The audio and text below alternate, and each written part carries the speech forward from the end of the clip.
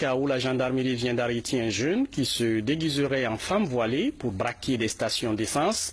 Le présumé bandit aurait été démasqué par la population et se trouve actuellement dans les mains de la gendarmerie qui enquête sur ce dossier. Le point avec Aboubakar Diaby.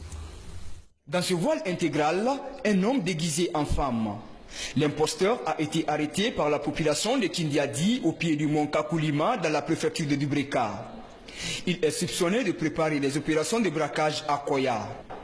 Des accusations que l'homme ne rejette pas pour le moment. J'étais venu voir la position de la station afin de venir l'attaquer la nuit entre 2h et 3h du matin.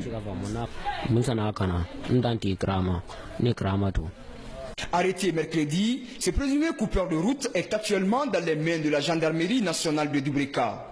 Le chef de poste gendarmerie de Kindiadi nous a appelé téléphoniquement, nous informant qu'ils ont mis main sur un jeune qui était déguisé en niqab, les habits dont les femmes voilées portent, bon, qui a l'irritation de la population qui voulait lui faire du mal.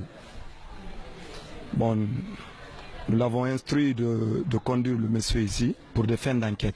Pour leur sécurité, les populations de Dubreka acceptent de collaborer avec la gendarmerie. Quand je vois une femme voilée maintenant, je vais l'observer très bien pour savoir si c'est une femme ou un homme. Parce que pour faire la différence de ça, c'est pas facile. Comme ce qui vient de se passer là.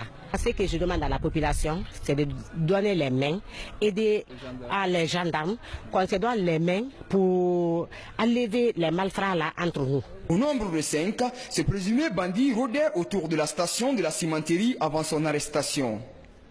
Les premières enquêtes révèlent que le gang a récemment fait des victimes en Manéa dans Koya. Les 4 autres membres de la bande de Sekou Bangoura sont recherchés.